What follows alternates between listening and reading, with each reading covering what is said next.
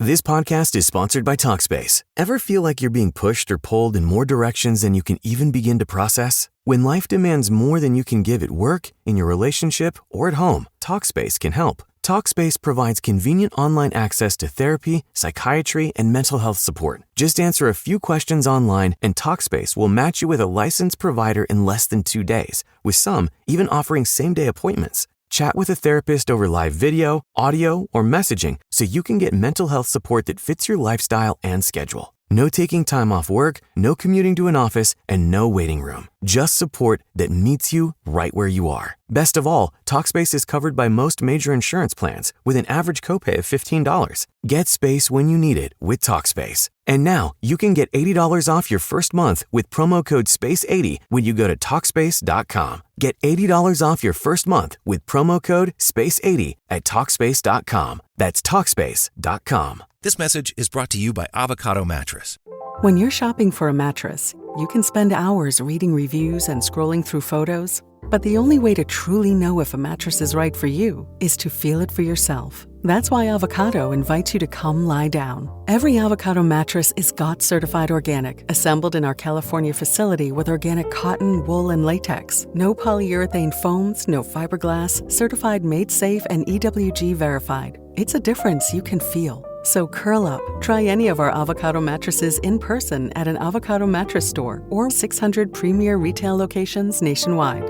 Find out which of our 5 comfort levels is right for you, because buying a mattress shouldn't be a guessing game, and there's no one-size-fits-all when it comes to better sleep. Find your comfort. Come lie down at Avocado. Shop the Labor Day sale now and get up to 20% off at avocadogreenmattress.com or select retailers nationwide. That's avocadogreenmattress.com to get up to 20% off. avocadogreenmattress.com. It's amazing what can happen to your life when you make a decision to try something different. Maybe it's something very much outside your comfort zone. Maybe it's something you've heard about or seen, and maybe it's something that you feel called to because, as they often say, when the time is right, the mother will guide you. And that was my experience when I tried ayahuasca for the first time almost 4 years ago now. And it was transformative. It was something impactful and beautiful. And luckily for me, not as vomit inducing as it may be for others. And it's something that for people on their healing journey may be very beneficial. I don't know. I'm not here to tell you what you should or should not do with your life, but I am here to have conversations with people who might be able to give us a little bit more insight about those journeys from a professional perspective. And that's why I'm excited for today's conversation with my friend Yasha Shah. My friend, thank you for being here. Welcome to the show.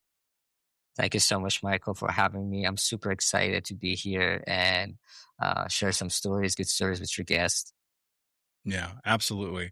Let's start at the beginning, because I think that before we get into your journey into helping people on their own medicine journeys, we have to kind of start with you and yours. So tell us a little bit about your background and what kind of led you to this moment of choosing to walk the path of drinking the medicine. Yeah, like most people, I was pretty much in a desperate position, tried different things, trying to cure depression, ADHD, all kinds of stuff, right? And I tried almost everything. I went to Reiki healing, psychiatrists, psychics, you name it. So ayahuasca was literally the last thing on my list. I was like, well, I might just try this and see if I can get something. So with a lot of hope and desperation, in 2017, I decided to go to Peru for 21 days, this immersive experience. I got there and it was very different than what I expected. It was very challenging. I remember after my first ceremony, I just wanted to go back home. I didn't want to be there, and I was like, this is not what I signed up for. This is not what I wanted. It was very terrifying. But for whatever mysterious reason, I decided to stay. And I did another 8 ceremonies there. Got back home. I felt like $1 million. I felt like my depression was cured. My friends looked at me and like, wow, you're so different. I felt different. Everything was different. And I was good for 3 months, maybe even 4. And then everything changed. And I started falling back to the same pattern. And it felt like, well, even if ayahuasca doesn't work, then there's no hope, there's no chance for me. And I threw myself back to the work and just continuing, trying to hustle and make something out of myself till, eventually that didn't work out. And I had my big, to say, dark night of the soul, where I lost about $2.5 million in the stock market. And I was pretty desperate and had some pretty nasty thoughts. I thought this was the end of my life. I remember the day I called my dad and I talked to him and said, Dad, I lost everything. And I haven't cried in years, and that was my moment, right? So I decided to, and this is about like 3-4 years after my ayahuasca experience. So, and then I decided to, okay, how about I go on this spiritual journey again? But I want to go to Nepal. I want to go to India. I want to find the gurus in Himalayas. Maybe Amazon didn't work. Maybe Himalayas has some answers for me. So I went there and I spent a year there. And I found that, no, apparently answers are not in Himalayas either. There's no guru that's going to save my life. But it was very empowering in the fact that I came to a sense of being real and acceptance of suffering. And it was a journey of disillusionment. But then I decided to go back to the Amazon, right? And this time I went there as a student. I didn't just go there to look for a cure. And it was a different interaction. And I got there, spent months there. I got initiated, invited tribes there. And eventually I found what I was looking for. So that's a bit of that arc of that story. And a lot of people look at that story and ask me, why did you go back to the Amazon if the first time didn't work out? And I say, for a strange reason, during my meditation, I had this vision at my happiest moment when I was actually in the jungle, right? Even though it didn't stick, it didn't transform my life the way I wanted. I really wanted to experience that one more time. And maybe because I was in a different place in my life, I was maybe thinking I was more mature or something. I would be able to receive it differently, right? And that was the case. But still, it took quite a bit of work for depression to go away, for a lot of issues to go away. But it was very educational, and eventually it took my entire life and became the meaning of my life, the purpose of my life. And I decided to bring that medicine, work to other people, work with indigenous people, and trying to bring people to good medicine and share with them the things I've learned, the mistakes that I made, and what it worked and what it didn't. Yeah, I love that. I mean, I resonate to so much of that. And I think that, to create context for people who maybe aren't familiar with ayahuasca or plant medicines in general, they can be very healing and they can be very beautiful. They can also be very dark and very dangerous. And you see that when they're in the wrong hands of people. And you see that when people come in unprepared. And you see that when the medicine has turned into almost kind of this quasi keeping up with the Joneses. Hey, we're going on this high-end glamping ayahuasca retreat. Or the other side, which I think is probably really dangerous, is there's 100 people in a room. And there's a shaman and 2 people to proctor it, And so when I made the decision to take the medicine, it was something I'd actually decided to do about 12 years ago. I had first heard about it. Yeah. And so at that time, I was 29. And I was like, oh, I want to try this because I'd been through tremendous childhood trauma, been through so much abuse, tried every therapeutic modality. Because like you, man, I was trying everything, you name it. There wasn't anything I wouldn't try, whether it was Reiki or acupuncture or myofascial release or CBT, EMDR, ABC, whatever, name it. I tried it. So the help groups, step programs, I was just anything to make my life somewhat better, right? And I had a couple opportunities to try it, but they just never went through. There was always something weird. And in fact, the second time I was in Portland, Oregon, and I was literally packing up my backpack for the weekend trip. We were going out to this beautiful home there in the city that was kind of in this great wooded area in Northwest Portland. And for some reason, I text the guy who was running it. And I was like, are there cats there? Because Yasha, I'm unbelievably allergic to cats, anaphylactic, eyes swell shut, And he's like, there are 6 cats in this house. And I was like, we ain't doing this, and so it would end up being another, from that point, I think 8 years before I was on the plane on my way to Costa Rica, which was interesting because when I initially had my first book session, it was Peru. And the day before I was supposed to leave, I booked this last minute gig to go speak at this huge event in Miami. And I'm like, okay, I can't go from sea level to the highest point livable by humans in 24 hours and expect this to be a good experience. So I ended up last minute switching it. They had a spot come open for the next week in Costa Rica. And man, it was just unbelievable. It was phenomenal. And the one thing that I had continually thought about leading up to the journey was just trying to sit in, well, when it's the right time, it'll be the right time. And I want to walk down the path of just the medicine and the plant a little bit more, because I want people to understand what's actually happening, because there's so much misinformation. One of the things, and the reason why I wanted to talk to you is because when you and I talked a month ago or so, one of the things that you were a really big proponent of was, let's not sugarcoat the bullshit that this is not a cure-all, that this is not going to solve everybody's problems.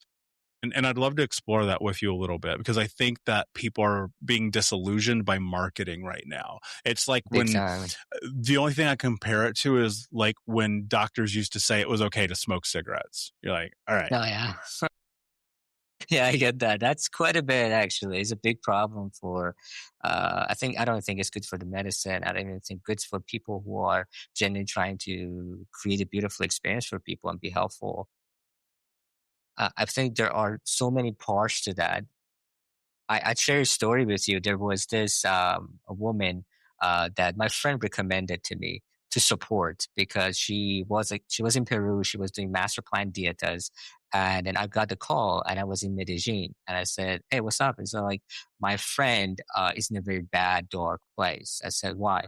She went there. She went to this place in Peru. She had a lot of medicine, master plan dietas, 2 months, and then she got out of the place. I don't know. She fell in love with this guy or something, and then didn't work out. Now she's like in a very dark place. She cannot go back to Europe. I'm like, okay, it's okay. So she comes to my place. She's scared. She's in a very difficult place. I would say very unstable. Now, in her mind, she was like supposed to go to Peru. She was supposed to get the cure. She has to be perfect. Everything has to be manifested perfectly for her. And she comes out of that and she doesn't get any of that, right? She was good for a little while and she lost it. I worked with her 10 days and finally she was like stabilized on this situation. And then I remember it was the last day that I had with her. And I looked at her and I said, listen, I have drank close to 150 times at that time in my journey. I am not healed fully. I still have wounds. I still have things that I feel like I should work on. It's not going to make you perfect. It's not going to be. If you don't believe me, ask Anya. My girlfriend was next to me. She has also drank as much as I did, right? We both know there is no perfection. There's no perfect moment. As soon as she heard that, it was like a switch for her. She's like, oh, so nothing is wrong with me. I'm not wrong. I'm not broken, right? So to speak. And that was the moment that clicked for her. After that incident, that was before I started the Mahadevi retreats and the work that we do. That became like so fundamentally important to me, and it clicked with me, my own journey, right? That it requires a lot of work afterward, right? Especially if people are dealing with treatment-resistant depression, or they have some issues that requires extended work, right? And they're told that ayahuasca is this beautiful medicine that's going to do all of these things for you, all of that, right? And then this policy of keeping people expectation very low and bring the medicine to them, and then exceeding their expectation and helping to keep that momentum going became like such an important part of my journey. I think a lot of people who have like this, they come to the medicine and they or find themselves to be in a dark place after. A lot of time they come with a lot of expectations, and that expectation big part of it is part of like, we have retreats right now that they say, hey, come get your miracle, literally on their website, big, and I've been in those places. There are some fantastic human beings that work in those places. They do a great job with medicine, but the team that does the marketing or whatever it does is not aligned with that because they're not medicine people. They have not sat into the training and all of that. Their objective is to sell. And their objective is to make sure the cash flow is coming. And there's a part when these two become kind of opposite. So I think that's a big problem that we have right now in the retreat industry, at least to say. And we need to really work to make sure that is clear for people. Yeah, I did so much research on this that I could write a book about how to find the right ayahuasca retreat. And I mean, countless phone calls, countless interviews. Like I'd hop on the video chat with guys like you, women like you. And I had a list of questions and I had, I'd go read every review and I try to find YouTube videos about them. And I would just dive and dive and dive and dive. And one of the crazy things, and you know this, I don't know that most people would know this, but the deeper you go down into it, the darker this rabbit hole gets. I mean, from everything from, sexual abuse happening to people being taken advantage of, to financial abuse, to people like, God, the things I would read would be like out of control. And then, I'll say this, because I think that anytime you're mixing business with drugs, whether they're plant medicines or whether they're pharmaceutical, bad things are going to happen. It's just going to happen. There's greed, there is envy, there are humans at play here, and humans are fallible and make mistakes. But as I kept going deeper into it, I noticed there was a big differentiation between what I felt like were the retreats that had the best people's interest in mind and the retreats where it was like, it's a money grab. And, of course, I'm not going to call anybody out. Do your own research. I don't even share where I went. That's private. That's for me. But one of the things that I noticed along the journey was that as I saw some of the bigger locations that would host 60, 70, 80 people, that's when I noticed that there was also this sway of negativity around them. And when I was looking into the smaller ones, 8, 10, 12, 15 people at the most, very similar to what you do, I kept saying it was an amazing experience. And so now I'd love to know a little bit about, from your perspective, what are the questions that people should be asking and taking into consideration before even choosing a retreat to go to practice and partake in this medicine? I'll share with you something that I can tell you that about maybe 90% of people who especially experience ayahuasca outside of, let's say, the Amazonian region, they don't even know about.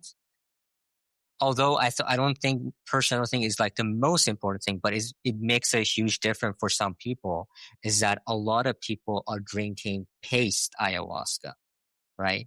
This is not the fresh ayahuasca. The ayahuasca, when it's made, they cook it down, they make it into paste, right? And then they ship it to other countries who are outside of the zone. And then they put the water and mix the water with that, and they give that people that medicine, right? It's kind of like somebody likes the finest wine from Italy, and then somebody makes it into a syrup, put it in a little box, send it somewhere else, and to add some hot water or something to it and put it in front of people. A lot of people actually don't know they're not drinking the fresh medicine, right? That makes a huge difference in people's experience because there's more medicine, there's more of that spiritual energy, and there's more of connection with the fresh medicine. So that's the first thing, is that if they're especially drinking outside, right? I mean, there are all places in, United States, because we know there's some ayahuasca grows in Hawaii, right? So they're able to get some fresh medicine, right? But not everybody does. So that's the number one thing, is that where does the medicine come from, right? Especially if they're outside of the region. I think that's very important. And the second thing that I want people always to ask, and it's so important, is that who is leading the ceremony, right? Does this guy actually come from a lineage? Because you need at least 5 minimum if you're very talented, but really at the 10 years of training so you can hold the space, right? There's a lot of spiritual damage that is done to a lot of people that sometimes they're not even aware of, right? So who is this person? Who's this guy? Who's running what is the lineage? What are the traditions they're following and practices they had? I think that's really important. And the next thing that I would say that without a doubt, there are two factors is that do they do medical screening or do they have a form that actually asks people, hey, what are your medication on? Okay, good. And then if they do that, let's say somebody goes back home 60 days after the retreat, right? And they might have some psychological problem they run into. Do I have harm reduction protocols? Do they have psychiatrists that actually understand ayahuasca? Because a lot of time that people go to these places and they run into problem, it's not the person who calls and asks for help. It's their family member. It's their friends, right? Because they don't have the capacity even to ask for help, right? So what are the harm reduction protocols, right? And they might not even need that. I have it. I haven't used it once, but it's there because it's worth it. It's not worth of bringing so much problem to people's life because it's not just that person. It's their families. It's their friends. It's everybody around them who's going to suffer. So what's the plan for that? Do they have that in place? I think that is also very important. Those are really great points. I did not even think about the first point and them diluting it down, turning it to a paste, adding water. Because I just never thought about why would you think about that? And now that you're mentioning it, I'm like, yeah, that actually makes a lot of sense. And I think the analogy of a great wine being watered down is a perfect way to phrase that. And you lose control over it, right? Because in my experiences, that whenever someone was leading that, they had to partake in of that medicine. So they knew and they could effectively give a dosage, right? So I think that's an amazing point. The other thing that I was thinking about as you were talking was the reason I actually settled on the place that I went was 1, they had a medical intake, 2, they had a doctor, 3, they had a psychiatrist, and 4, they had follow-up protocol. And they had everything in place to make this be an experience, very much like what you guys do, right? And they very much had it be this experience for people to feel safe. Because I think that one of the worst things, like and sure, maybe 40, 50 years ago, this was the norm. You take a boat down the Amazon River, you go to a hut, you're sleeping with the spiders and snakes, and good luck to you. But, that's not the world that we live in anymore. And I think that sometimes the luxury can be sold as this idea of healing, but it's not. Because I had a friend who years ago, they went and did medicine and they came back and they were a completely different person and not in a good way at all. You talked about the energetic damage, the spiritual damage that could happen to people. I saw that happen to him. And even all these years later, he's still not the same. He will never be the person he was prior to taking the medicine, And I think that for whatever reason, there's this kind of woo-woo hippie mentality that goes along with doing this. And people are like, oh, no, it's fine. You'll come out of it. You'll be okay. Like, it's just let the medicine do its thing. And I'm also like, at the same time, I don't think so. I think that when you're damaged spiritually and energetically, it stays with you. And so I'm just curious because I want to talk about that element of it, because I think early on, before I had taken any medicine of any kind, before I tried, name it, before anything, I had always just been like, oh, this is hippie bullshit. The psilocybins, the ibogaines, the DMTs, the ayahuasca. I'm like, this is bullshit. This doesn't work. Now I've tried almost all of them, and I know that to be very different. The thing I didn't understand until I was kind of in the experiences of each of these were the spiritual and energetic experiences that I had. Talk about that, because if I wanted to dismay maybe one thing in this part of the conversation, it's that, like, this is real. Like, dude, when I took ayahuasca, man, I touched the fucking stars, and like, you can't tell me that I didn't, I think it's really important to talk about that because I had some few guests listen to my retreat, so that became more important for me even to talk about that. They had this idea that ayahuasca is simply like a biohacking tool or longevity something, but but my relationship with my teachers in Peru and Colombia with Kamsa tribe is that I asked them like, hey, what do you think is trauma, right? If I listen to Gabar Mate, I'm going to get a complete different understanding of, trauma. But if I talk to a native healer and I say, hey, what is trauma? A lot of time they tell me it's like part of your soul was missing. It was lost. We have to go get it. Right. And when you read about like, okay, what is that? What does people do with the ayahuasca? And then you go into their community, you kind of stay in the reserves and just look, and you realize that it's not all about healing either, right?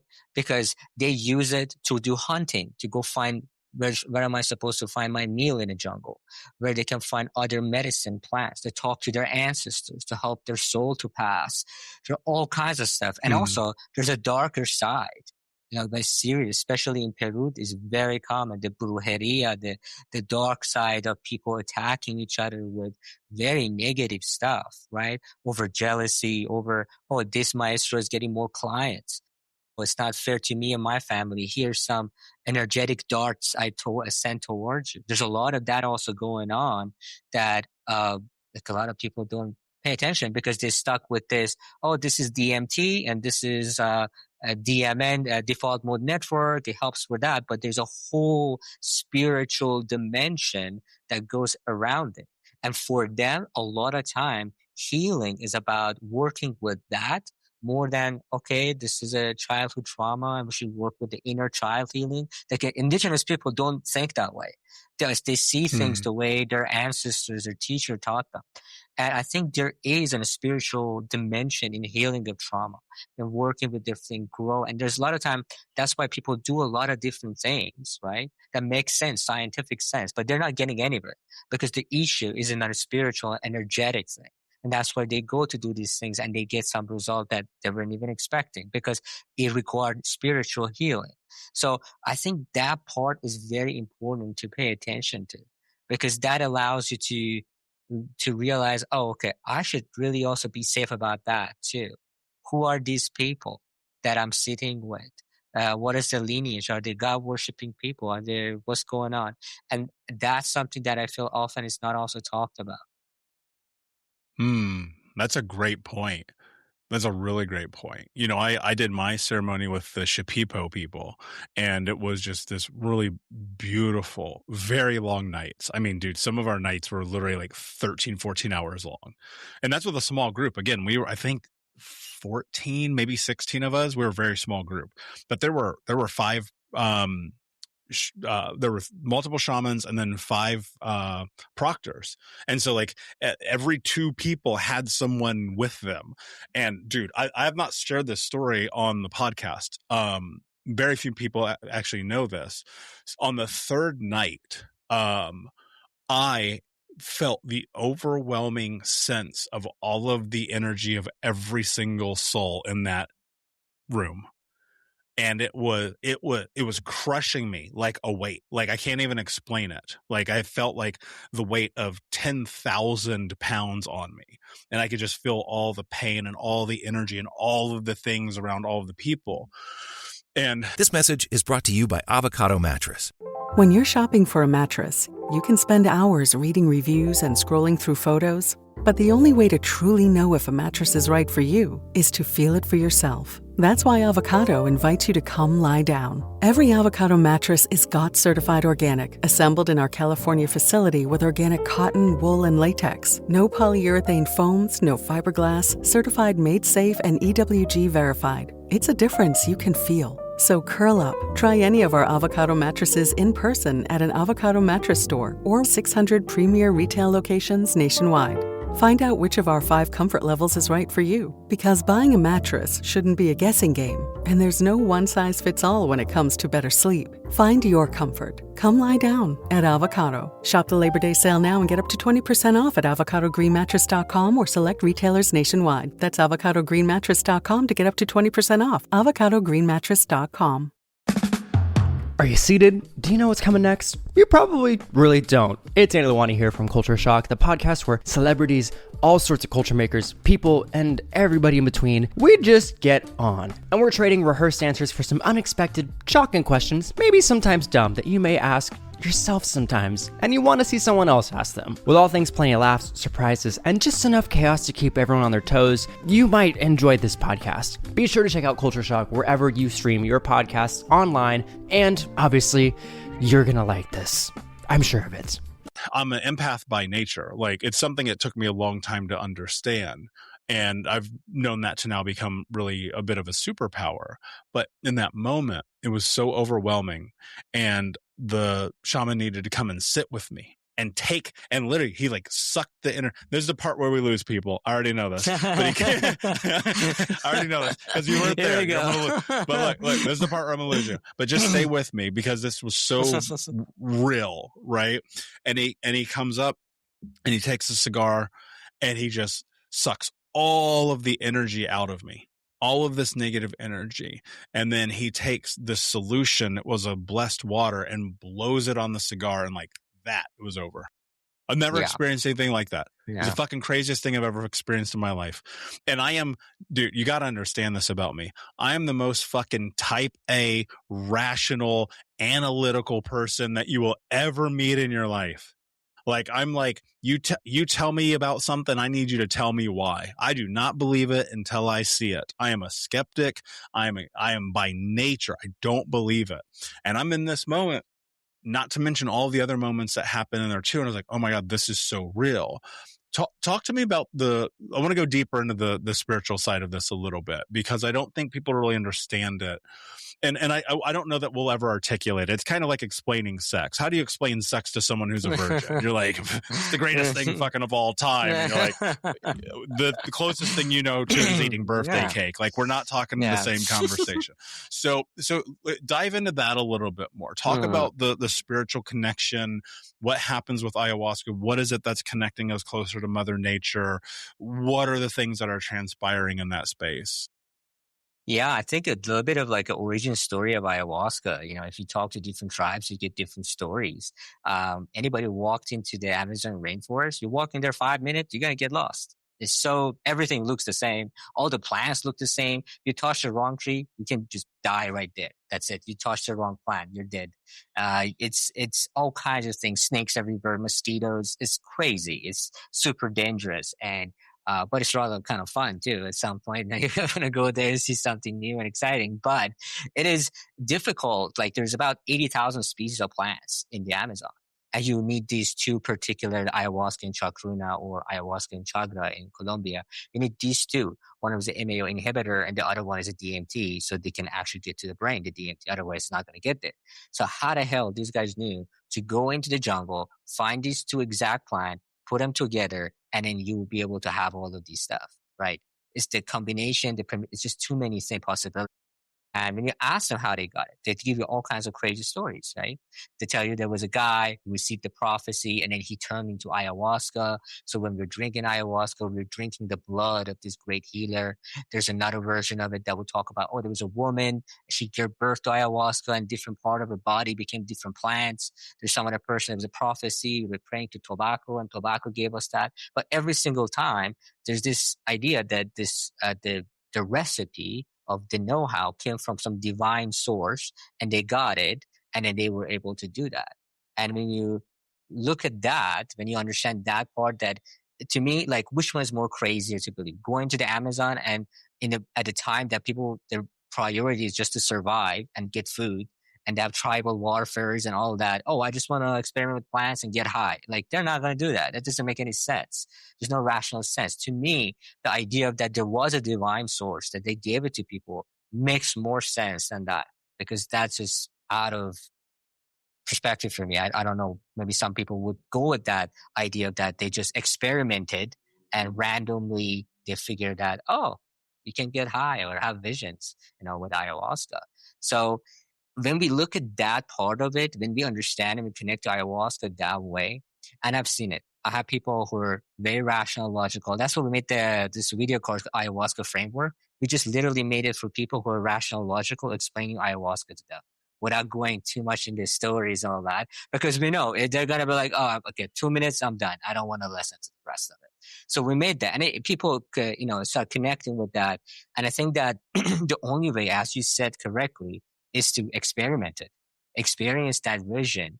And I've seen so many people who are so like locked in a box, and they're like, I think there's more to life that I knew. It's like that part of the movie Doctor Strange, right? She goes to the ancient one, and then he's like, give me the healing or whatever. And then she gives him the vision, and then he's like, please teach me. But then like she keeps him out. But it's kind of like that. It's something that it just comes out of nowhere, and it's difficult to explain something that is out of even our imagination. Imagine something that you can't imagine, Ayahuasca is like at that age right there. And it's something that people have like leap of faith sometimes to kind of go experience it, hopefully in a safe way. And it's definitely can be very life changing. Yeah, it is a leap of faith is a great way to phrase it, because the first time you're sitting in this yurt, I'll paint you a picture. So where we were was beautiful, but for whatever reason, it's the stormiest night in the fucking history of the world. And so we're in this yurt, and it is just, like a movie, how heavy it's raining and lightning, and the thunder is shaking the earth. And we're in there pitch black with a single candle in the middle of the room where they're administrating the medicine. And I'm just like, you got to be fucking kidding. You can't make this up. You know what I mean? And I'm sitting there. I think on the first night I went 5th. So I wasn't first and I wasn't last. I was somewhere in the front side of the medicine. And I go up there, I take mine. You have to have a leap of faith to get to that moment where you're like, okay, I'm going to do this thing right here, which is crazy, which also, it's probably the worst thing I've ever tasted in my entire life. It's fucking absolutely disgusting. Like, it's fucking horrible. Right. So now you're like taking this leap of faith. You're like, all right, I'm going to go drink fucking dirt, basically. Right. And this plant, and God knows what's in it. And all these people are about to puke and throw up and shit their pants. And I'm going to lay here and find God and forgive my mother and let go of the shit that happened to me. And then wake up tomorrow and fucking do it again. Bro, you got to have a leap of faith. Like, you've got to have something inside of you that has a little bit of trust. And I think that people feel like, I don't want to speak for everybody, but I can speak from a lot of the experiences that I've had talking about this with people who have partaken, is that there's this really this amazing sense of community that comes along with it, because it's a bunch of people who were like, fuck it. You know what I mean? And I think that to some capacity you have to have that. Here's what I noticed when we were kind of in, and obviously I'm not going to share details. I'm sharing this from a very high level. But in conversations with people, I noticed two things to be true. The people who let go and just accepted whatever was about to happen had amazing, beautiful experiences. I walked into it from that perspective. I was just like, Jesus, take the wheel. Like, whatever is about to happen, let it happen, right? And then there's the people who they're white knuckling it. They're like, I'm going to control it. I'm only going to let so much of this medicine in. Don't try to change me. I'm doing this because my husband, my wife, my boyfriend, my partner, my business associate, my cousin, my third uncle said I should do it. And dude, those people had the worst experiences. And I've just seen it time and time and time again. So I want to go into this leap of faith conversation a little bit more, because I really think that there's some truth in that. Why do you think that that's the reality? You got this group of people who are like, I'm going to let go, and they tend to have a more peaceful, I still had a couple of hard moments, but it was more peaceful than most people. And then you have the people who are like holding on for dear life. What is happening there? Why they're having such very different experiences? I mean, let me ask you a question. Are you a person who's like naturally a risk taker, kind of a person who likes to live on the edge a bit? Or or no? No, not really, man. And people will say, well, you're an entrepreneur and you're a business owner, and I've been to 50 countries and I've traveled the world. It's all very calculated. Like, I think about it all. I don't, trust me, I have my moments, but generally speaking, I think about all of it. Everything that I do, there's a purpose behind it. You'll never see me skydive. I'm not jumping out of a fucking airplane. I'm not bungee jumping. I have no interest. That's probably because I used to work for insurance companies. So that's probably why I don't do that. But no, I'm not like that. That's not my nature to be a risk taker. Okay. Yeah. I mean, early on when we talked about it, it says some people come to it because they're desperate and they don't have any option. I fit into that category. I'm like, okay, let's go do it, right? Mm-hmm. But when I did it, my first experience, I resisted very much so, right? And mostly because my own struggle personally was that at that moment, I didn't want to be seen. I didn't want to be held. I don't want to speak my truth. I just want this pain to go away and I go home and everything be perfect. And that's why I suffered a lot too, right? But I think from where I am today, and I look at the participants that they had a great experience, and people who don't. I mean, especially early on, they struggle a little bit, and then eventually they get on with it. Is that it's all about also a bit of a nervous system. Right. So some people might come to it and tell me like, oh, I have no anxiety of the ceremony. I want to go in there, and they go in there and they start resisting. And there are some other people who go into that and they let go. I think some part of it has to do with also the idea of the threshold, right? If early on, especially people hit their threshold too soon, too much, too fast, it will feel like they're getting molested by something, right? It feels like somebody's dragging them and they just don't want to let go, right? The body has some natural level of fear, right? We want to survive. We all have some natural level of resistance. It's just going to be there, right? It's just that if the person reaches their threshold that they can no longer cope, and the issue of the dosage, that makes it biggest difference for most people. So if they slowly go toward it, that would be really good. But there are also times, okay? And that makes it a bit tricky, right? You got to read the room. You got to really feel that person's energy. Is that there are people that the best thing for them is to give them a very high dose right away. That also happens. And that's not something I personally practice but people come to my retreat, right? But I have friends who are kind of a risk taker, right? And they know naturally very resistant, right? So they go there and say, right away, please give me the strongest medicine in the highest amount of dose. Because I know nothing else is going to help me to break through. I'm going to resist it, right? And there's this like two ideas. Should we go slowly build the trust and go in? Or should we drop it in so that you don't have a chance to resist? And so that becomes like a two different approach. I think that if you want to be safe and you don't want to, have definitely not a negative reputation, you should probably, most people choose to go the safe way. And then if they have that relationship with that person, they know their nervous system, they can regulate together really well.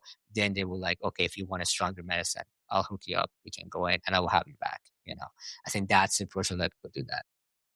Are there people who shouldn't take ayahuasca? Plenty of people. Lots of people should not do it. Give me some examples. Borderline personality, schizophrenia, bipolar, especially type 2. Lot of different challenges. People have psychiatric problem. People on medication, certain type of medication. People with severe heart issues. People who had serious, they're in an active stage of trauma. People who all had suicidal ideation recently, especially had thoughts of suicide recently. These are people that they should be very careful. People, especially in a very difficult place and they don't have that support mechanism back home, especially when they go home, we should figure out the support mechanism first before they even drink the medicine. So these are like some of it, but the list is much longer. And I'll share something here that I have a seizure disorder. I have epilepsy myself, right? And according to the list, I'm not supposed to drink ayahuasca. I drink ayahuasca all the time. And the one reason my seizures stopped is because I drink ayahuasca. That allowed me to regulate my nervous system. And of course, it wouldn't fit into what a doctor would say. Like if somebody come to me and say, hey, I have epilepsy. Can you let me drink ayahuasca? My thing will I can't do that, right? But when I decided to do that, I had my neurologist with me, psychiatrist. I talked to them. Then I went there and I had my experience. So there are times that people like me who fit into this, like, okay, these are the box of people who should not drink, but they eventually have it and it's very good for them. But it's very rare and is kind of in a very dangerous zone. So yeah, there's a big challenge with that. Yeah. Yeah. I mean, a lot of the list you rattled off there, I factor myself into some of those things too. And, I think at the end of the day, we're adults. We have to make the decision that we feel right for ourselves. And that's why, especially I think if you have medical things, that's why I love you guys have that medical intake and different protocols to keep people safe. If what I would caution people against is like this idea of, you just wake up one day and then you're like, hey, we're going to go to this house party and do ayahuasca. I'm like, that's probably not a good idea. Talk to me about why you decided to start your retreat. What's in it for you? Why is it important to you? Why does it matter? What are the things behind the why? Part of it was that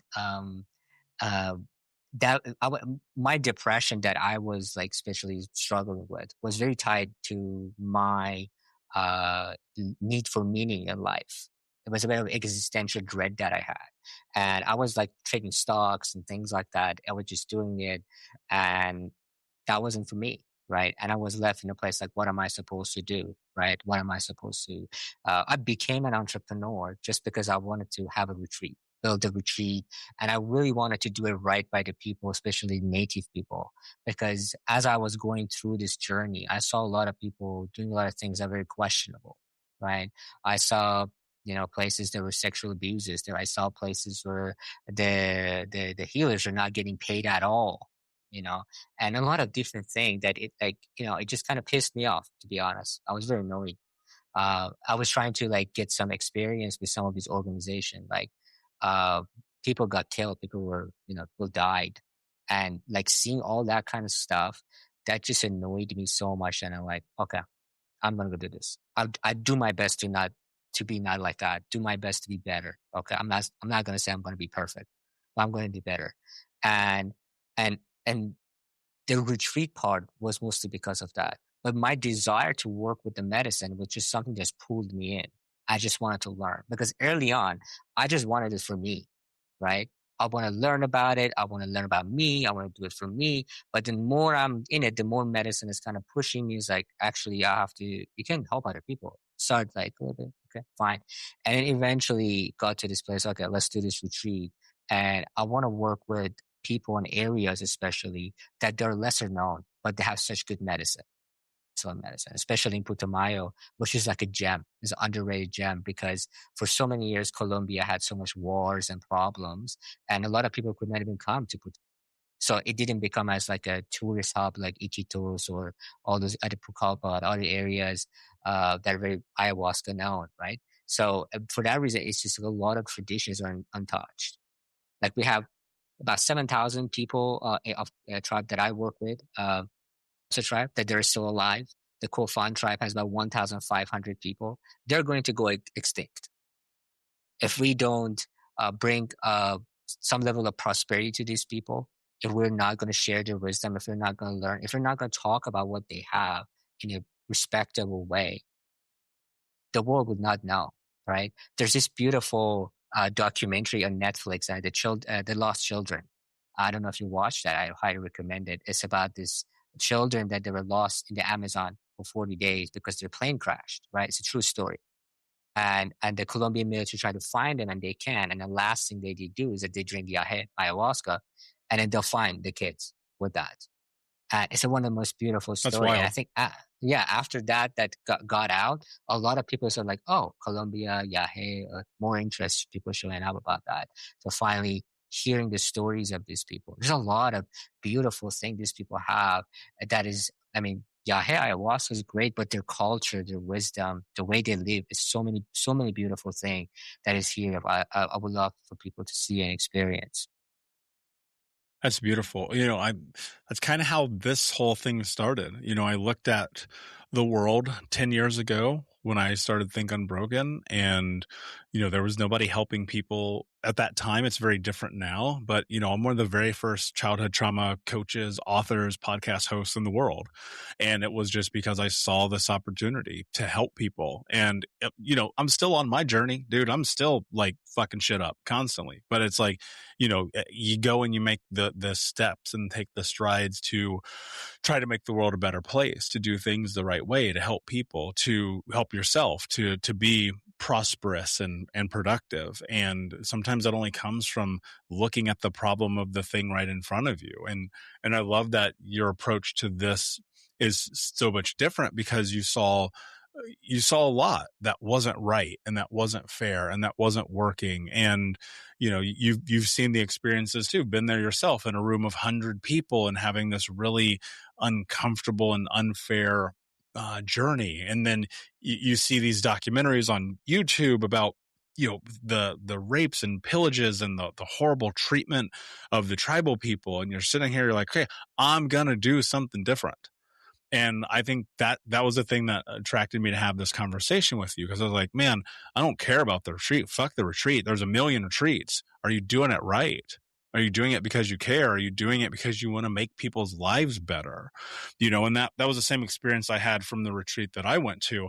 And as I'm planning to go and partake again, it's like, I know where I'm going, right? You're going to find me at Mahadevi. Like, it's like, that feels like that's what's in front of me. You know what I mean? And so, I have no affiliate or affiliation to what happens next for people who come into this with you. And it's like, I was thinking about this because I asked you this when we first talked, and I wanted to understand all of this from your perspective.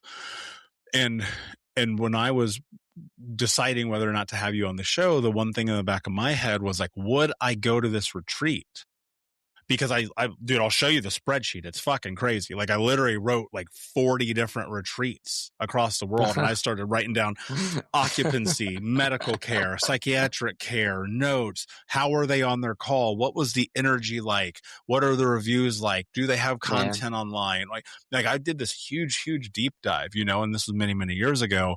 But my point is, as I dive into looking at now, I'm like, man, I can't speak to your experience in your retreat because I haven't been there, but it's certainly the next place that I'm going to visit.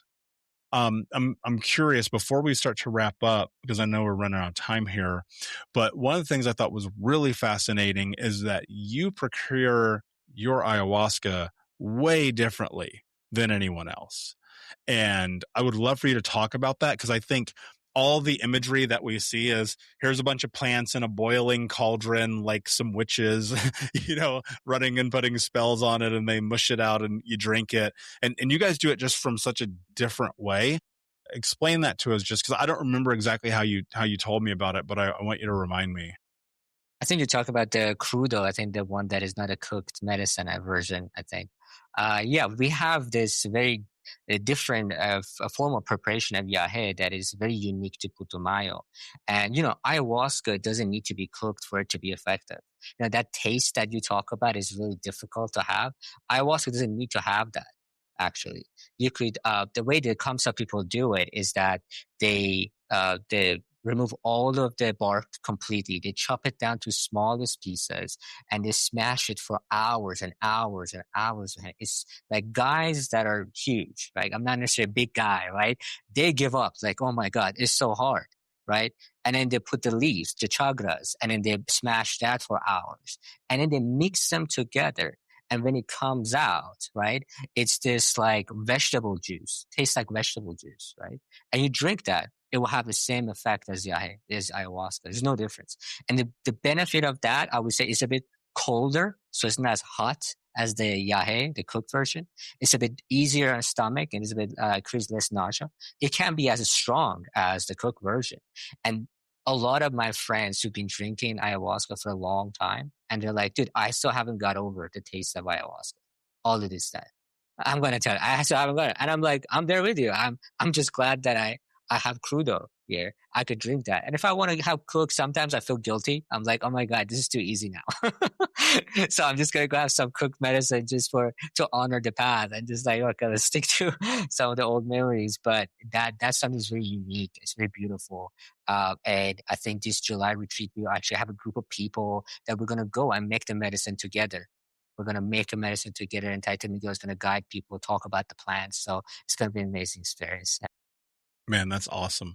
I Yeah. think it'd be fun to make it. Like, that seems like something, but I would have to assume too, it probably is just such a different experience to have made it yourself and to bear witness to that. You know, we got to saw them make it, but like, I didn't get to participate. It would have been nice to, you know? So anyway, before I ask you my last question, where can everyone find you, learn more about the retreats, and most importantly, be able to connect and get on calls and answer questions and all that stuff? For sure. I mean, just going to our website, mahadeviayahuasca.com, that's where you get information about our retreat, our medicine maker retreat coming up. We also have the ayahuasca framework that you can find on our website. Is a complete educational, under 90 minutes. We're trying to explain ayahuasca to a very A-type rational mindset. So it's there if you guys want to use it. And it's free. And guys, if you go to thinkunbrokenpodcast.com, you will, of course, find that and more in the show notes. My last question for you, my friend, what does it mean to you to be unbroken? To be unbroken means to accept all my broken pieces inside of me and just live my life and find joy and happiness with everything as it is, complete acceptance. Beautifully said. Yeah. And I hope that for those of you who are listening, if you have not found that peace and that acceptance, see what you can do. Plant medicine is this beautiful experience that I think marries really well to doing the work. I don't think it is the work. And I think that's the place where people get lost and they misconstrue what it really is and what it's about. And so I would encourage you to take some time to go deeper into your own journey and then to have a call with Yasha or someone like him and find out whether or not this is for you. Because I'll tell you this, on the backside of my experience, not only did I make a couple amazing friends, but also it transformed me in ways that I can't even begin to say. Many of the things that are secret for me and I won't ever make public, but many things I have and I've shared with you guys over the years. And so if this is something that feels like it might honor your journey even further, it might be your sign. That said, thank you so much for listening, Yasha. Thank you for being here. My friends, take care of yourselves, take care of each other, and until next time, be unbroken. I'll see ya.